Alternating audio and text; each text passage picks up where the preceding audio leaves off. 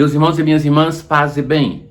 Neste sábado da oitava de Páscoa, a antífona de entrada vai nos dizer assim: o Senhor fez o seu povo sair com grande júbilo, com gritos de alegria, e seus eleitos, aleluia, os seus eleitos. Então, nós estamos ainda na continuação do episódio depois da cura do paralítico. Naquele dia, o chefe dos sacerdotes, os anciãos, os escribas, ficaram admirados ao ver a segurança com que Pedro e João falavam, pois eram pessoas simples. Está se realizando a promessa do Senhor que dizia aos seus discípulos antes da sua paixão, morte e ressurreição, que vocês serão perseguidos. Naquela ocasião, não fique preocupado em preparar o discurso. Eu vos darei sabedoria, eloquência, para que vocês possam se defender. No entanto, viam de pé junto a eles o homem que tinha sido curado e não podia dizer nada contrário. Ou seja, a prova do milagre estava ali. O paralítico não abandonava mais Pedro e João, estava ali com eles.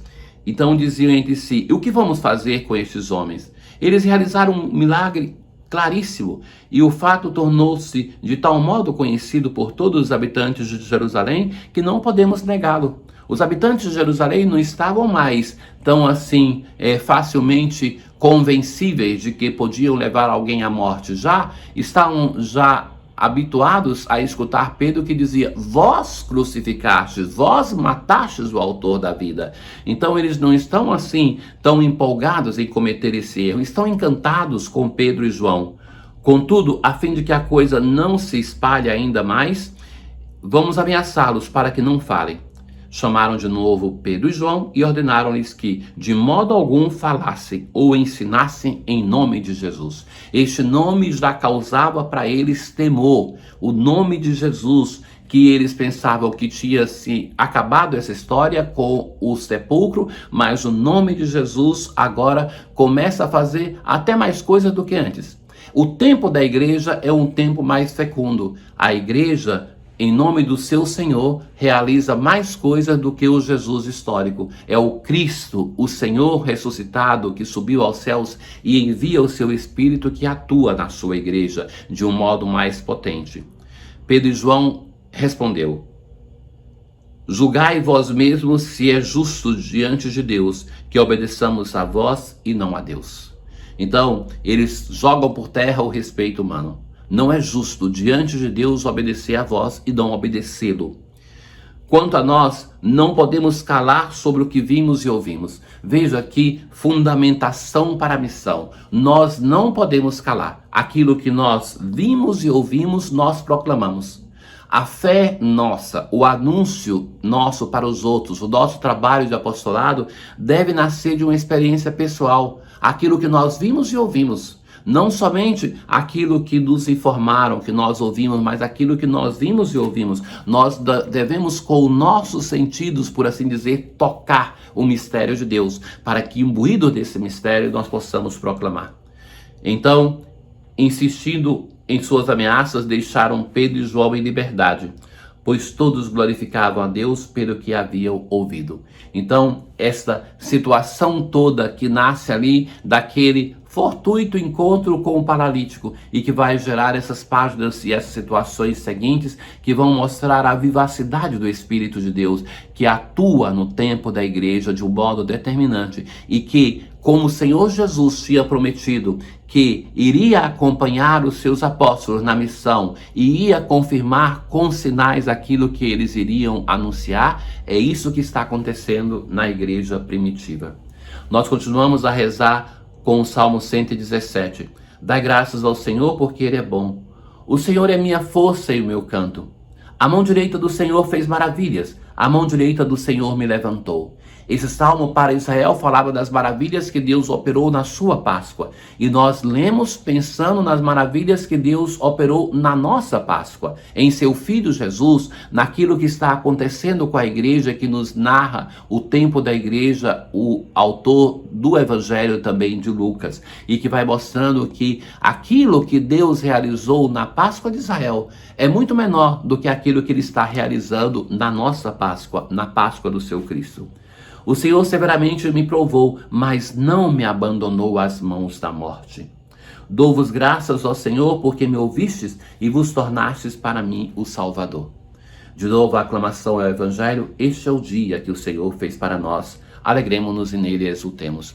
A oitava da Páscoa, ela nasce com o fato de que os catecúmenos eram batizados na vigília pascal, ali recebiam os sacramentos da iniciação, a crisma e a Eucaristia também, e por uma semana iam para a Santa Missa, para participar e receber a Eucaristia. E era nesse tempo que começavam as catequeses mistagógicas, que celebravam o mistério, então a partir da própria celebração se explicava o sentido dos sacramentos.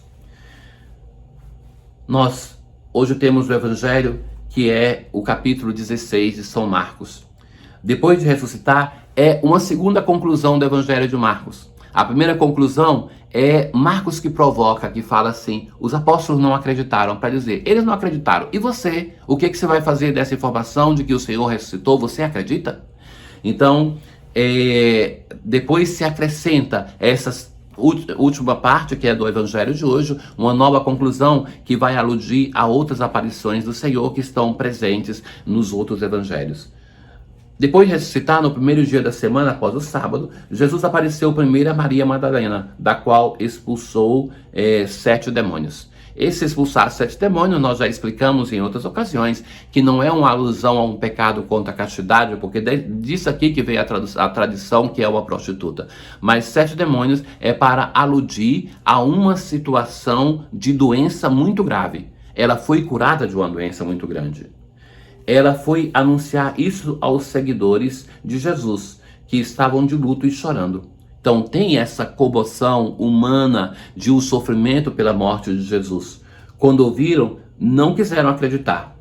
Então não acreditaram no testemunho da Madalena. E é interessante que Marcos aqui vai aludir da qual o Senhor tinha expulsado 7 demônios, que é como desacreditar. Uma única testemunha, no processo Israel precisava de 2, uma mulher e ainda uma mulher que tinha sido curada, que tinha sido exorcizada de 7 demônios, para dizer, não era digno de confiança. Em seguida, Jesus apareceu a 2 deles aqui. Esses 2 que estavam indo ao campo, é aquilo que narra o capítulo 24 de Lucas, os discípulos de Emaús. Eles também voltaram e anunciaram, também a esses não deram crédito, ou seja, não acreditaram na Madalena, não acreditaram nos discípulos de Emaús. Por fim, Jesus apareceu aos 11 discípulos enquanto estavam comendo. Repreendeu-os, porque pela falta de fé e pela dureza de coração, porque não tinham acreditado naqueles que o tinham ressuscitado. E disse-lhes: ide pelo mundo inteiro e anunciai o Evangelho a toda criatura. Ide pelo mundo e anunciai o Evangelho. O modo como é estruturado o texto, parece que o evangelista vai chegar a uma outra conclusão, porque vai mostrar a Madalena, no primeiro dia da semana, teve uma visão e eles não acreditaram. Depois os discípulos de Emaús, também eles não acreditaram. Então o próprio Senhor aparece para eles, para os 11, e vai reprovar a falta de fé e a dureza de coração. Então parece sim que com isso tem um rompimento total da comunidade. Mas o que o Senhor vai dizer? Ide pelo mundo inteiro e anunciai o Evangelho a toda criatura. Veja que nesse mandato do Senhor tem um respiro não só para Israel, não só para todas as nações, mas para todas as criaturas. Aquilo que o apóstolo vai dizer, que a criação inteira geme e sofre esperando a redenção, ou seja, que toda a obra da criação deve participar da redenção. É aquilo que intui também São Francisco quando chama toda a criação para louvar, para se unir a ele, ou então ele deixa que a própria criação louve sozinha, porque ela também pode louvar. No Cântico das Criaturas, no início, São Francisco vai dizer assim: Altíssimo, omnipotente e bom Senhor, teu sou o louvor, a glória, a honra e toda bênção. Só a ti, Altíssimo, são devidos, e homem algum é digno de te mencionar. E por isso, já que o homem não é digno de te mencionar, ele começa a chamar as diversas criaturas para que elas participem do louvor de Deus. A oração de hoje, nós assim rezamos: ó Deus, que pela riqueza da vossa graça, multiplicais os povos que creem em vós. E isto é, o cristianismo não é somente para Israel, mas para todos os povos.